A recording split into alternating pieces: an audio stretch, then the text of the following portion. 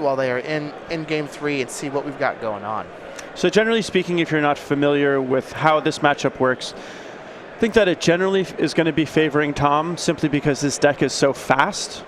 That said, if the game goes into a late game scenario, David has some pretty powerful things he can do. Wasteland, Maze of Ith, and Tabernacle of Pendrell Vale can all be really big problems for Tom going into a mid and late game scenario, as well as the Molten Vortex. Yeah, Molten Vortex seems great. Yeah, it does. Molten Vortex with Life from the Loam and a decent number of red sources, and David can just machine gun down every single one of Tom's creatures. Yeah, the one thing is that David is going to need to take a couple turns to kind of set up, and Tom's deck is really designed to capitalize on that and win on the, earlier than that. Oh, here we've got my favorite card. Good old David Gamble. has cast Gamble. Mm-hmm. Pick a card, any card. All right, number 2. Oh, and you paint Life from the Loam. Oh, shucks. That's probably what I went and got. Yeah. And if I discarded a land, well, then I just cast Life from the Loam and get it back anyway. So yep. Gamble is, it's meant to be a fair card.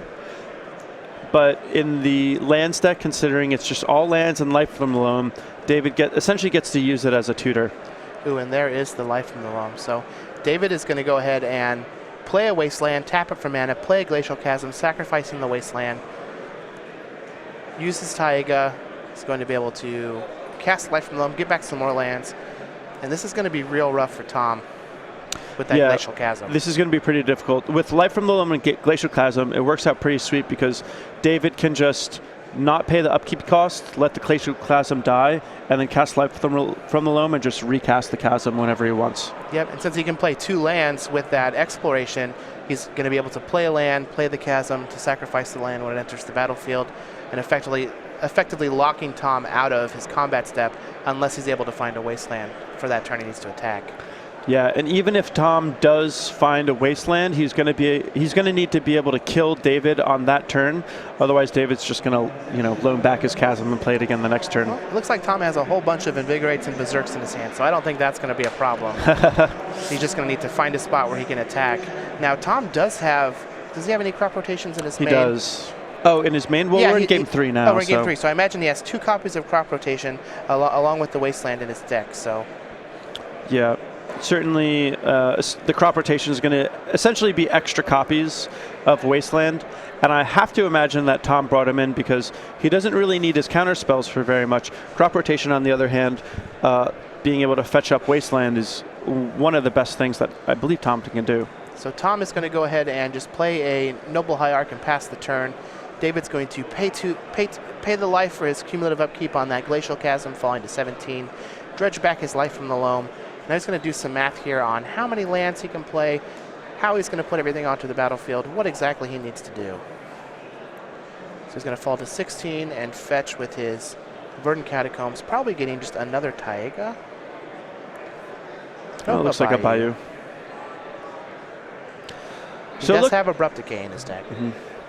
So it looks like that Tom had a pretty reasonable start, but not as blazing fast as he would really prefer. And it looks like David is going to have some time to mount a bit of an offense, a bit of a defense. So this is going to start to become a little trickier for Tom to be able to grind through. That Wasteland and Life from the Loam is also going to do a number on Tom. Yeah, so David is just going to Wasteland Tom's Tropical Island. He's going to Life from the Loam back 3 lands. He's going to play another copy of Exploration. And this is going to get ugly real fast. Yeah, David's getting a chance to have his deck do what his deck does. Play lands. Yeah. He's just going to replay that Wasteland and pass back. If Tom can find a Wasteland, he can just end this game. It's like he has 2 Invigorates and a Berserk in his hand. That's a lot. Yeah, that's a lot of damage for sure. So Tom is just going to play Verdant Catacombs, uses Noble Hierarch to play another Glistener Elf. David Long is going to pay the cumulative upkeep on his Glacial Chasm. He's going to dredge his Life from the Loam. If David could find a Tabernacle of Pendrell Vale, that would be nice. Yeah, that is what David needs to find at this point. There is one in his deck. So David is someone that I don't think we've talked about a whole lot. You guys have seen him on I believe you've seen him on the Players of the Watch, but 11-1-1 is no joke in terms of a record. It's not. It's not uncommon for this lands deck to get draws, even in games that it may otherwise win. So he could easily have a 12-1 record if one of his rounds had a little extra time on it, which is that's a solid record, to say the least. Definitely is. And this is a win-it-in for him. If he wins this match, there's a very good chance he's in the top 8. In fact, if he loses this match, he could still win the next round and be in the top 8. Yep. Are you familiar with David Long? Have you seen him play in other events? I have not. I wonder if he's done well in everything. His deck is very unique. Yeah, the Molten Vortex, I feel like, is something that I've seen people play around with a little bit, but I haven't seen, well, I don't recall seeing anyone do well with it. So this may be a first. So Tom is just going to go fall to 17, fetching out a Tropical Island, give his deck a nice shuffle. Basically, at this point, he is looking for a crop rotation or a wasteland to get rid of that Glacial Chasm. David Long is not going to pay the upkeep on that Glacial Chasm. Ooh, and this is going to be a problem because now there's a Thespian stage. So he's going to be able to put a Chasm and a Thespian stage onto the battlefield. So if Tom does happen to find a wasteland, he can just use Thespian stage to copy this Glacial Chasm. Yeah, pretty impressive from David. So I'll have to do a bit more thorough research, but I believe if he top 8s this event, it would be his first top 8, which would be, kind of get his Magic career up and running. We could have a new star on our hands. He could. He does seem to have a stranglehold on this game. He's going to be able to lock Tom out of attacking because he has this Thespian stage and Glacial Chasm. The time is ticking down on Tom having options. However, David still has to figure out some way to finish this game. Yeah, he's basically the boa constrictor, though. He can just keep squeezing Tom, and eventually Tom is just going to have no more options. And so Tom is going to pay 2 life to cast his Gataxian Probe. He's going to play another Tropical Island and pass the turn. Let's see what David decides he wants to do on his end step. So we came into this game a little on the late side. I have to imagine that Glacial Chasm was in David's opening hand or one of his first couple draw steps, because he's taken no infect damage.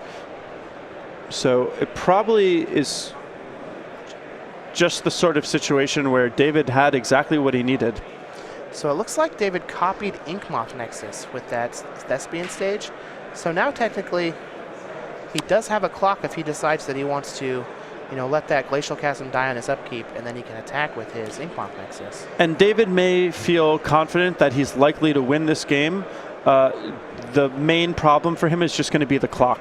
And so getting some sort of threat, any threat, even if it is just an Inkmoth Nexus, may be good enough. Also, if he trades with Tom's Inkmoth Nexus, he can just loam his Thespian stage back, or he can always just, wasteland Tom's Nexus so that he doesn't have the option to even trade. So Tom is going to ponder and shuffle. At this point, he's just needing to find some copies of Wasteland.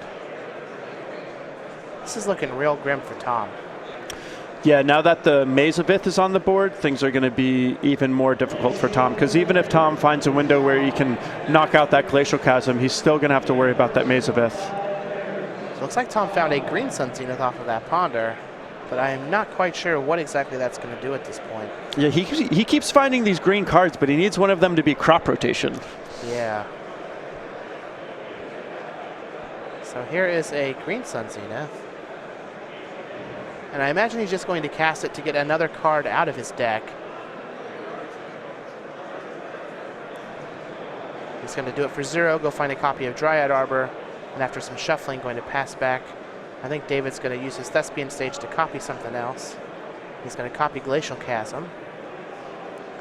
So at first when Tom cast that and he got Dryad Arbor, I was a little surprised that he didn't get another Noble Hierarch, since a Noble Hierarch seems to have a little bit more utility. But given the fact that David is wastelanding Tom out of the game, that Dryad Arbor symbolizes another forest to help cast Invigorate for free. So getting a Dryad Arbor there actually makes a whole lot of sense to me. So David's going to go ahead and use his Life from the Loam. Gonna get back his Glacial Chasm. David's working with just a fistful of cards. Only a couple of them do anything, but it's got to be a little intimidating for Tom to be sitting there while David is just playing out all this stuff. Yeah. Now, like we said, David does seem to have a stranglehold on this game, but he does need to finish it at some point. He has 3 copies of Dark Depths, so a 20/20 is going to go a long way towards winning this game. Tom has drawn another green card. It's 1 green mana. Still not crop rotation, though. Yeah. And yeah, David wants to close this game out. 5 minutes on the clock is not a lot. And there is finally the copy of Dark Depths that he was looking for. Going to be able to cast Life from the Loam, get back some lands. Looks like there are 2 copies of Dark Depths, so they were kind of sticking together. There's also a Rishadan Port, so we can tap down that Inkmoth Nexus. Have to imagine he may be inclined just to wasteland it. So this may be David taking down Goliath. Literal. Yeah, we have a real David for this pun. So Tom has just found another Verdant Catacombs for his turn. It's not going to do much, so let's see if David can stack all of his triggers and go through the motions properly. Should be pretty impressive, though. I mean, David, as far as I know, he's a new player. He doesn't have any top 8s yet. If he beats Tom, not only would it be his first top 8, but beating Tom Ross to get there is a really impressive feat. Yeah. Tom is no joke. So David's going to tap down the Inkmoth Nexus. He's going to use Thespian Stage to copy Dark Depths. He's going to make a 20/20. As long as he lets his Glacial Chasm die here, he'll be able to attack. And that's going to close out the game. So Glacial Chasm will go away. He's going to dredge Life from the Loam for like the 10th turn in a row. Yep. And David just being completely meticulous, going through all of the sequencing, although a lot of it probably doesn't matter. But David just, you know, a really, really good performance of just doing everything the way it should be done, pushing to victory, even through the Leather Jacket, who so many people have tried to attack, but the Leather Jacket has kept Tom strong from everyone except for this David Long.